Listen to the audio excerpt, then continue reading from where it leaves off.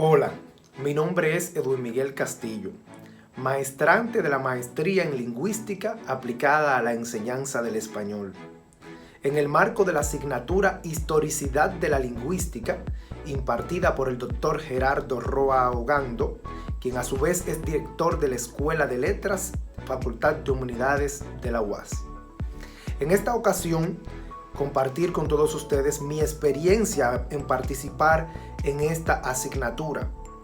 Desde un principio iniciamos conociendo sobre lo que es la vida de Ferdinand de Saussure, porque hablar de Ferdinand de Saussure es hablar también de la historia de la lingüística.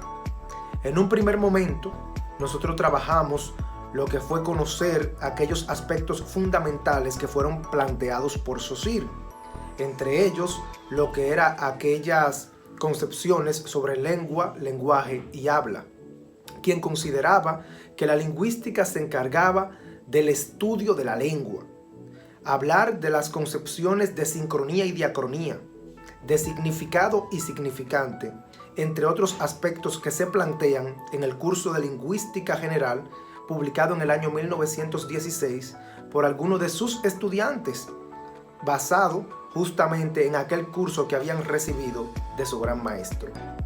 Conocimos sobre la gran influencia ejercida por las ideas de Saussure en sus alumnos, que a su vez han ayudado a consolidar la lingüística como una ciencia autónoma. En uno de los prólogos incluso del libro del curso de lingüística de Ferdinand de Saussure, explica que era imposible que las ideas que planteaba este no fueran conocidas a profundidad o bien entendidas por sus alumnos.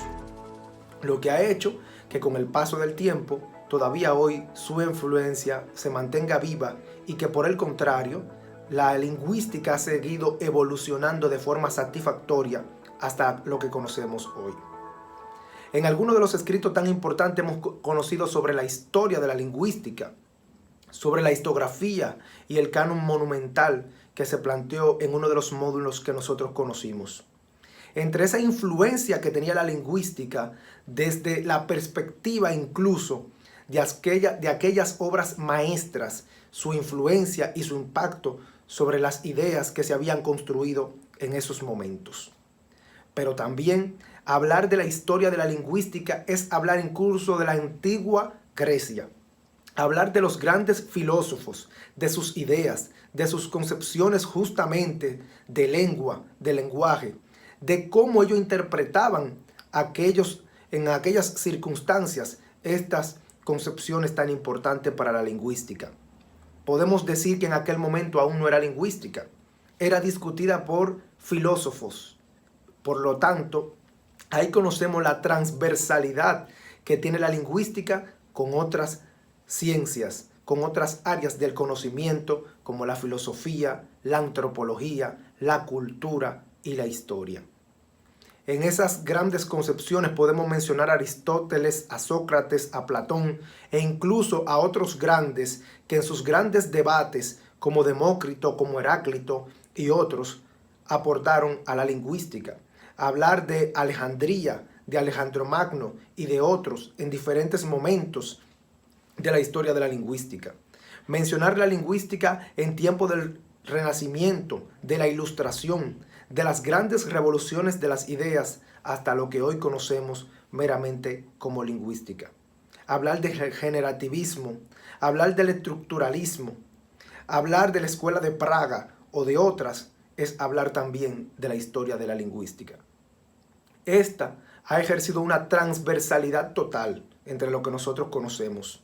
Pero no podemos dejar de decir que a pesar de que esta ha servido como un elemento de rastreo para otra ciencia como la historia, ahí justamente hablando de la transversalidad, porque existe una circunstancia o un momento de la lingüística en que existe una transversalidad con estas otras ciencias, hablamos sobre lo que fueron las lenguas indoeuropeas en el mismo marco de la historia de la lingüística, de que la cultura ejercía una influencia sobre el desplazamiento poblacional que tenían en aquellos momentos, contribuía a que se siguieran esparciendo aquellas lenguas e incluso creándose algunas variantes de las mismas en otros lugares.